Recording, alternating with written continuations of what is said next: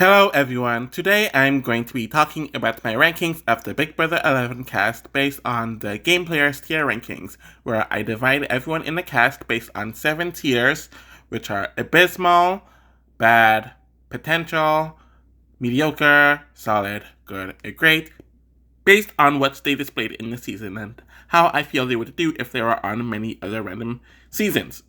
Honestly, this cast was one of the weakest when it comes to gameplay all around, but seasons with split casts tend to have that more often the more and more I do these types of rankings for these seasons.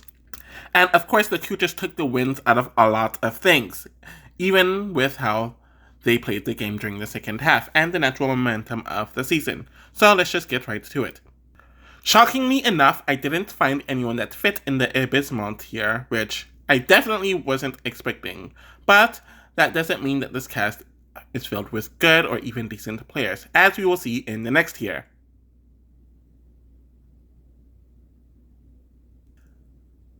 So the first person in this tier at dead last, like his placement in Big Brother, is Brayden. I honestly didn't think he would be the worst one on the list, since I don't think he is one of the worst first boots, and I can see scenarios where he could do decently in a season or in a few other seasons. We really didn't get any sense of what he was trying to do strategically, and I honestly don't think he was thinking much about strategy overall during his short time on the season. It was clear that he was on the Jeff and Jordan side of the house and made it clear from the beginning, and seemingly didn't make much efforts to get in good with the other side of the house. It also didn't seem like he himself did much campaigning when he was on the block. He did decently in the one competition he played in, so he could have won some more competitions had he lasted longer. And it did seem like Jesse and Russell saw the potential in him, socially and competitively, so they snipped him early. His social game was borderline solid at first, since he had half of the house who really liked him, and even the other side of the house didn't particularly mind him, which is why he was going to make it through the week initially. But he completely blew it when he was nominated, since he had the votes to stay, but he decided to completely lash at Lydia and Kevin with his racism, and it caused him to lose the votes that otherwise would have caused him to stay. It also showed that he was putting on a facade and would have blown that facade whenever things didn't go his way, but he didn't have other skills to make up for it. At 12th is the final pre-drawer in Ronnie. He has been given the reputation of being one of the worst players in Big Brother history over the last 14 years, essentially, and while I do see some merit with a lot of the complaints, I don't think he is one of the worst. He was in a very good position in the first week or so, entering the second week as well, as both sides liked and relied on him, which is a great position to be in during a split house, especially if you're not going to add more fuel to the fire. The issue is, he did add fuel to the fire, and what made it worse is that he won power when he didn't need to. But despite that, Ronnie was very loyal to one side of the house, and that side of the house was loyal to him to the very end, where Chima, Natalie, and Jesse rode hard for him. This shows to me that Ronnie can place himself well socially and strategically at times, and was somewhat recovering from his HOH. He just needed to be loyal 100% and to not try to play mastermind. Unfortunately for him, he has a lot more flaws than strengths, which is why he's in this tier. He actively ruined his good position within the house by not fessing up to the vote, where they could have been open to continue working with him, which is what Jeff and Casey said, but winning power when he was in the middle person was the worst thing he could have done. Ronnie told way too many lies in the house that caused everyone to figure out that he was playing every single side of the house, and while he did have Jesse, Chima, and Natalie looking out for him, the rest of the house did not forget about what he did, and he actively alienated Russell, who was someone he was aligned with as well. Ronnie did win HOH, but it was based on the position he was in within the house, since it was kind of a knockout-inspired competition, if I remember correctly, and wasn't notable on any other competition. He did seem to somewhat recognize where he went wrong, so he could be a better player if he was on another season, but played way too sloppily, and it was all self-induced. At 11th is Lydia. I am honestly kind of shocked that Lydia is this low, even over some of the pre-jurors, but I have very little to say positively about her pertaining her ceiling as a player and her journey as a player in this season. She ended up on the block as a target because people thought she was insincere, though Jesse was seemingly talked into nominating her, and it did seem like she had the vote against Chima. She did throw Brayden under the bus so she could be vetoed off the block, which is good, but she kind of burned her bridge with that side of the house with the move. In some ways, Lydia was all about self-preservation, and I do respect that quality about her as a player. She would kiss up to whomever is in power, so it somewhat seemed like she was somewhat trying to be a floater at times, but was not necessarily a good one, since everyone saw what she was doing, and it was never really effective throughout the season. While she was good with the Jeff side of the house, initially, she was annoyed not only because they were more sad when Brayden was nominated than when she was nominated, but felt like they didn't defend her when he attacked her and went on to use racial slurs. This caused her to be closer to the Jesse side of the house. But the issue is, she was at the bottom of that alliance, if she was really in the alliance to begin with, and they nominated her as a pawn twice when they had the control. They got easily annoyed with her for either sucking at competitions or not trying hard in competitions, and didn't offer anything strategically, seeing her as a rat of some sorts, and planned to get rid of her soon after the coup week happened. They actively campaigned and voted against her during the Ronnie week, and she did nothing to improve her game.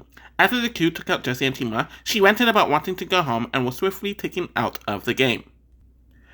There were definitely moments where Lydia was playing the game, but it seemed like a lot of her moves were emotional, especially with her complaining about Jesse, Russell, and etc. Whenever she felt like she wasn't being included. Everyone saw through her gameplay, and she was at the bottom of the house the entire season. Didn't even play the floater game right whenever she tried to, and wasn't necessarily really in Jesse's alliance either, while burning her bridges with the Jeff side of the house very early on, and not really recovering those relationships.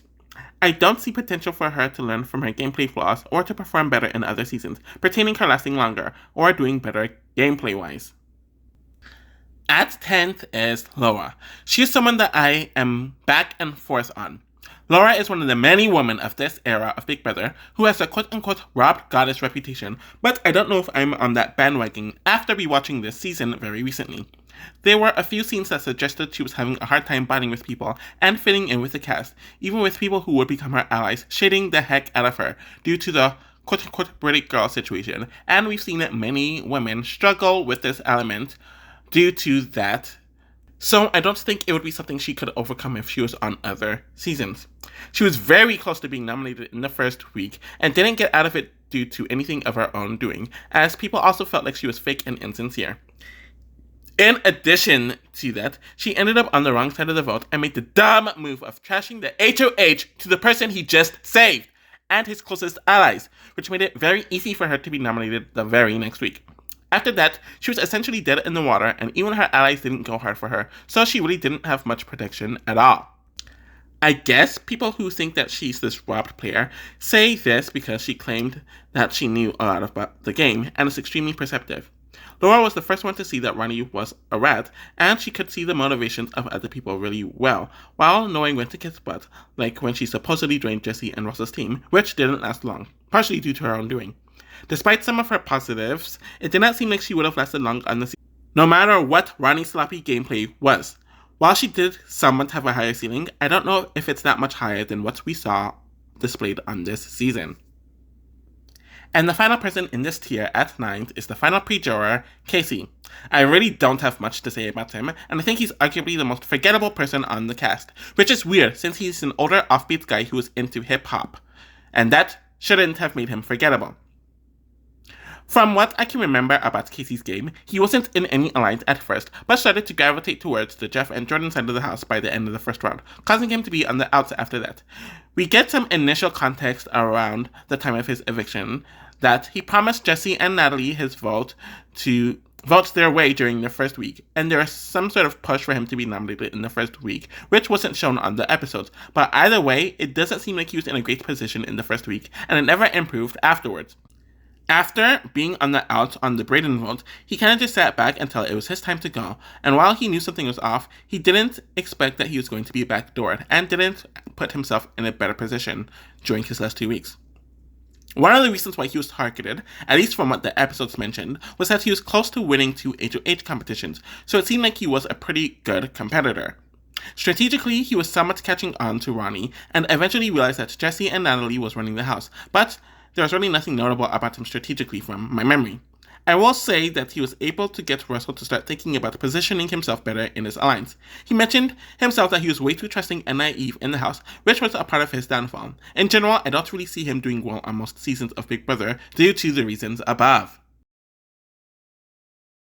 Shockingly enough, I didn't find anyone that fit.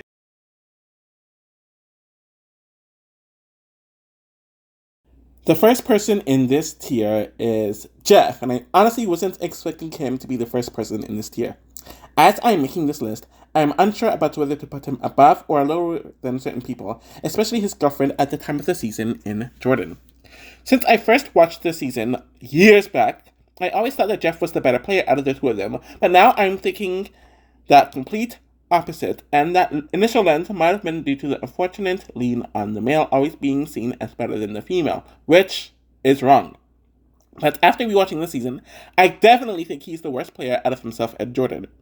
Socially, he is easily worse, as he actively caused drama within the first week with the blow up on Russell, though I can't blame him too much, and Natalie, which I do blame him for, since she wasn't even coming at him, and not handling the Lydia and Kevin situation well during the Brandon scandal. He actively alienated himself from his athlete team from very early on, where they made efforts to include him several times during the first week. There were weeks where he was completely under the radar, which is good, as many of his other allies went home instead. But I've come to realize that it was mainly due to him being protected by the team's twist, so he was lucky there, and he probably would have been nominated more earlier on if it wasn't for that twist. While Jeff may not have been hugely liked, he was able to get half of the house to really like and support him, but they were the losing side of the house, and even with his enemies, he had the respect factor, which is huge when it comes to the final two and facing a jury vote.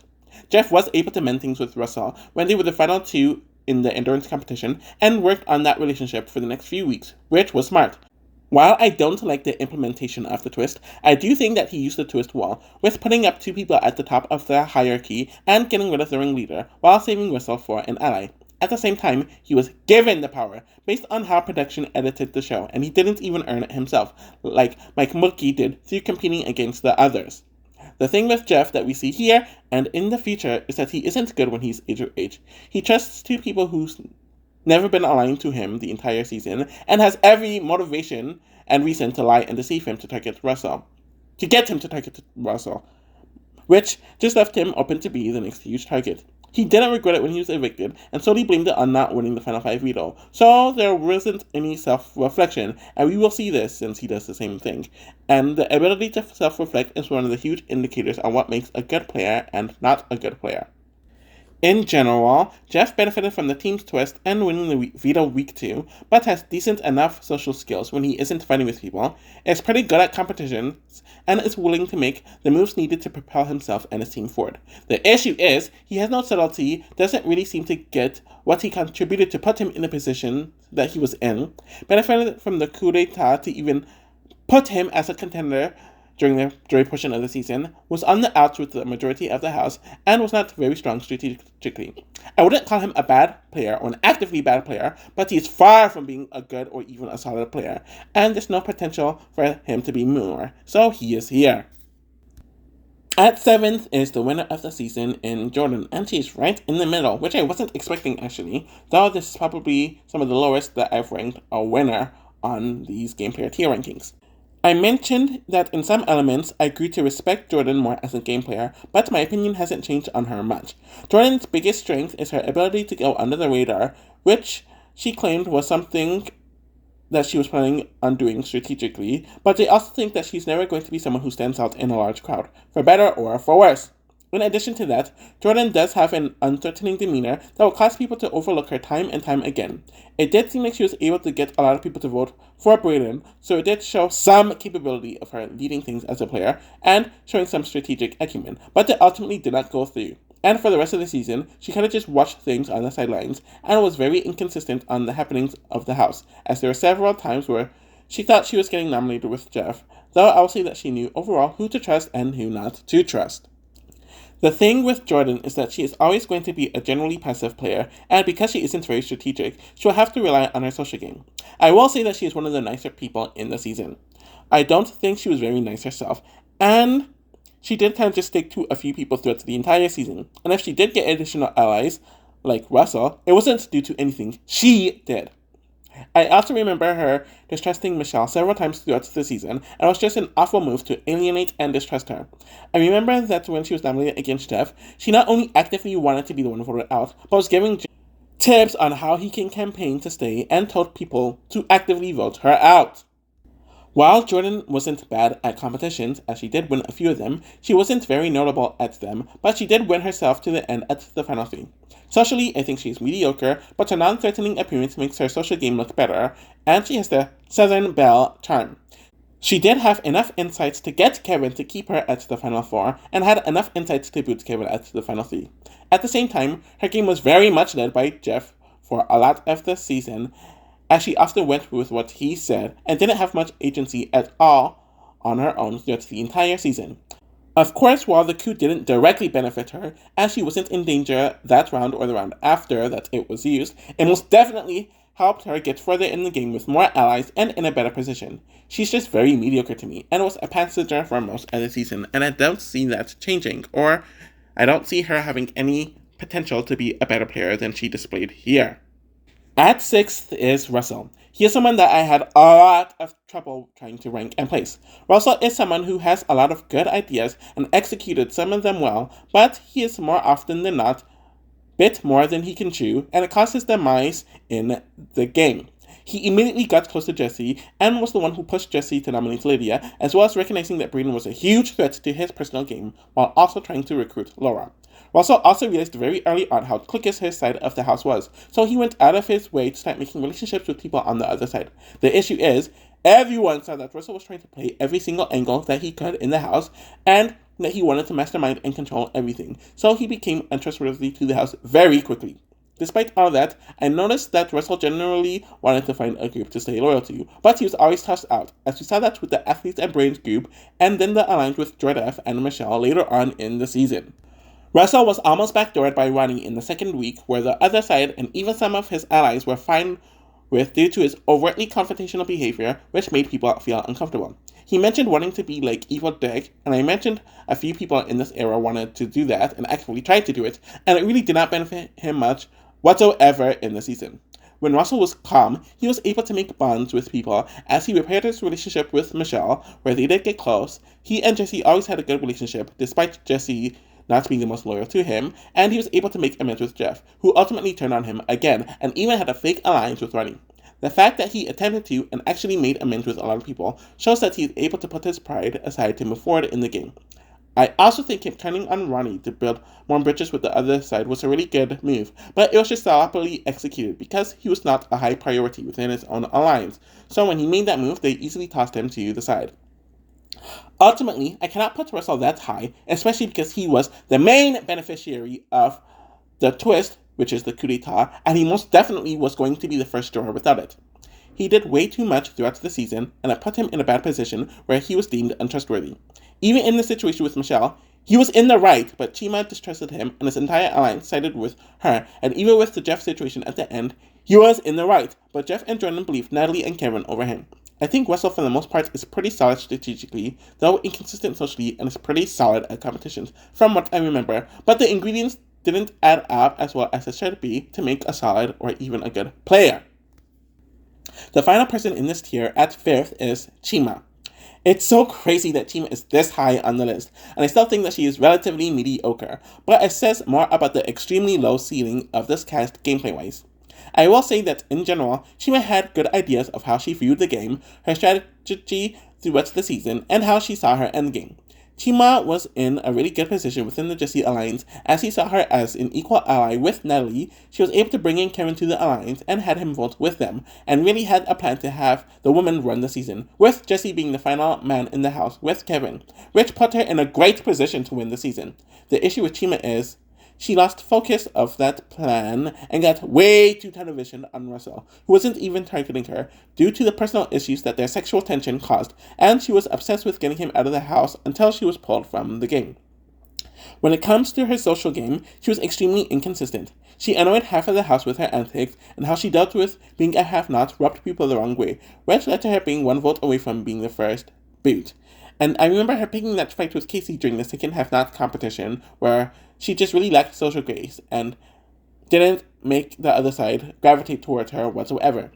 While it seemed like she repaired things with Michelle, who voted her out during the first week, she never repaired relationships with that other side of the house, and it was why she was always one of their biggest targets. Despite that, she had a brilliant relationship with people like Jesse, Natalie, and Kevin, had a good relationship with Russell initially before she screwed that up, and got along fine with Lydia, despite being Natalie's best friend.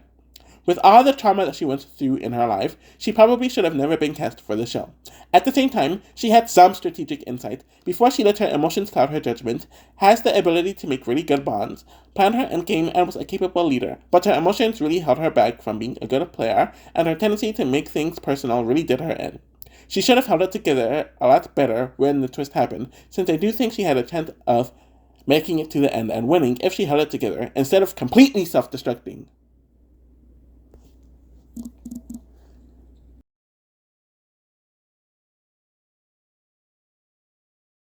At fourth, and the first person in the solid tier, is Natalie. She's a very tough person to talk about, especially with everything that's happened. I'm going to get right into it. Her social game overall was pretty bad throughout the entire season. Because she lied about her age, there was a part of herself that she was holding back, and it caused her to not bond with the house on the level that she needed to, though she did tell Jesse and Chima her real age, which strengthened those bonds. In general, she was just really annoying to most of the house guests throughout the entire season, just due to her personality, overconfidence, and incessant need to completely trash people in the season, especially with how she treated Michelle. There was just a complete lack of awareness pertaining how she treated people and how they viewed her. Strategically, I think Natalie was pretty good, and she had a lot to overcome.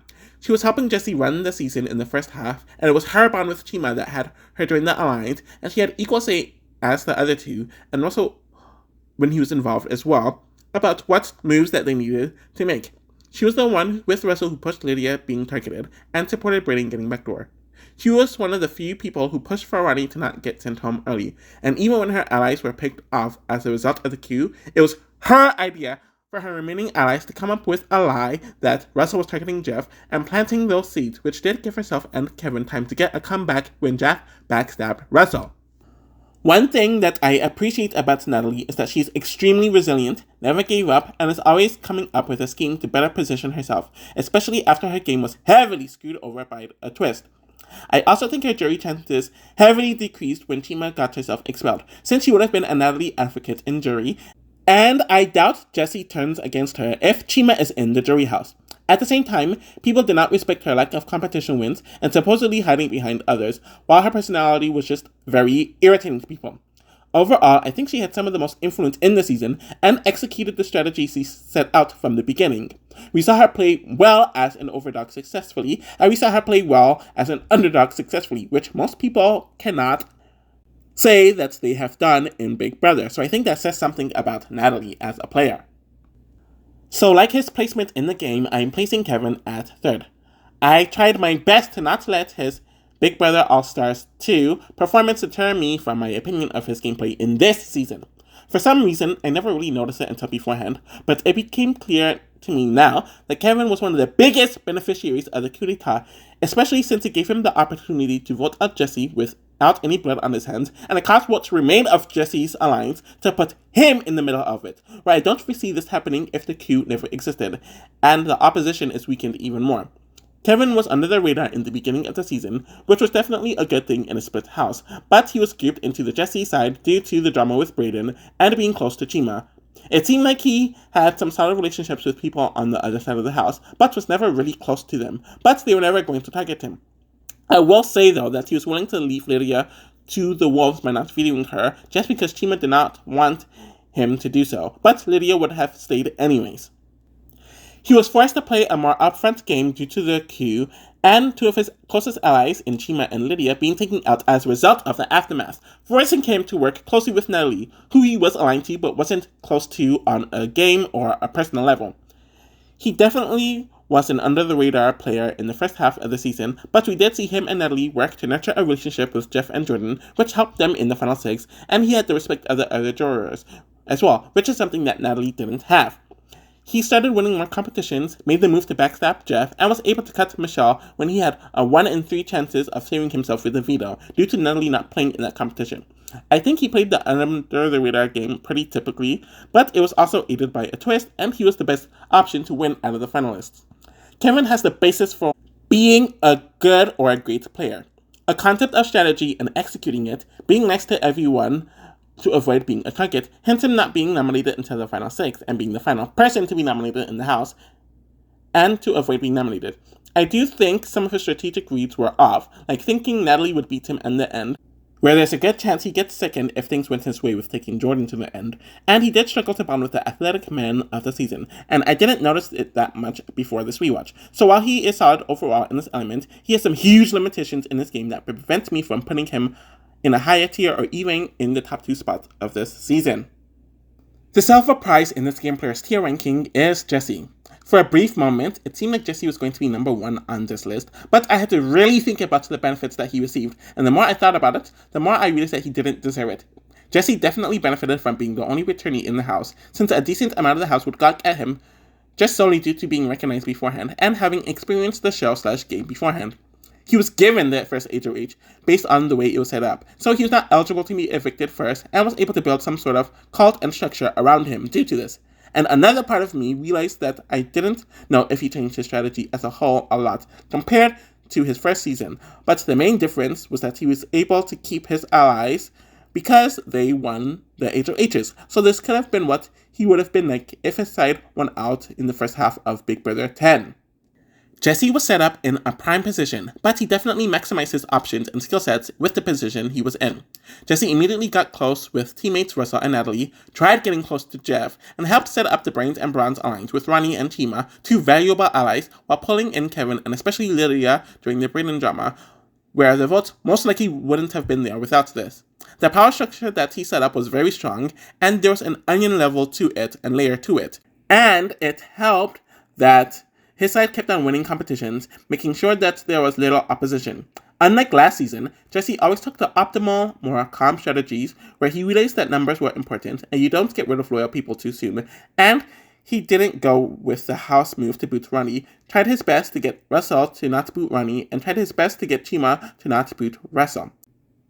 He was really holding his alliance together, and even with them starting to fall apart, they would have held the power for longer without the coup. Despite improving socially and strategically and being okay competitively, Jesse did have some of the same flaws from his past season. He did tend to get a bit cliquey, which caused the other side to want to target him, and he does have an air of cockiness at times. Though I will admit that he was definitely a lot more emotionally strong this season, as he wasn't frantic and he was a lot calmer, which caused him to be a lot more rational as a player. If he didn't make it so clear that he was a leader, the other side would have went for others first, and even without the coup, the other side could have easily targeted him in the final 8 or the final 7 if they won power. But under a normal week, he might have been able to convince them to keep him, or people to keep him in the game. At first place in this tier list is Michelle. I'm actually very shocked that Michelle ended up being number 1 in my game players tier ranking for the season, especially since she is very flawed herself. The biggest flaw of Michelle's that I have to address is that there's a huge hole in her social game, where most of the house just did not trust her, and there's an underlying dislike that people had for her, which she claims that she dealt with her entire life, so there is some misunderstanding there. While she was not volatile or hard to live with like many of the other house guests, it was her biggest obstacle in the house, though she benefited by most of the house not being great socially, so she didn't stand out in this regard. She was a part of the Jeff and Jordan side of the house, but wasn't deep in those dynamics, and they distrusted her the entire season. I will say that Michelle always tried to maintain and make relationships with people from both sides, which is something that a lot of the house guests this season just did not do. I think she was the most consistent with her strategy throughout the season, outside of Jesse, as she played an under-the-radar game, though it mainly came to be due to not having many, if any, solid allies in the beginning, since she felt left out by Ronnie and Chima. She eventually aligned with the other side of the house, but started building some relationships with the Jesse side of the house, where she was somewhat able to play both sides, which we did see with her role in causing Russell and Chima's feud, and Chima siding with her, despite Michelle lying. She knew she had to bide her time and kiss butt until she knew when it was the right move to target Jesse and the side of the house, and knew when to make and repair relationships with people, which she did with Russell during the second half of the season, and she even did this with Chima after they got into the argument of voting Chima out.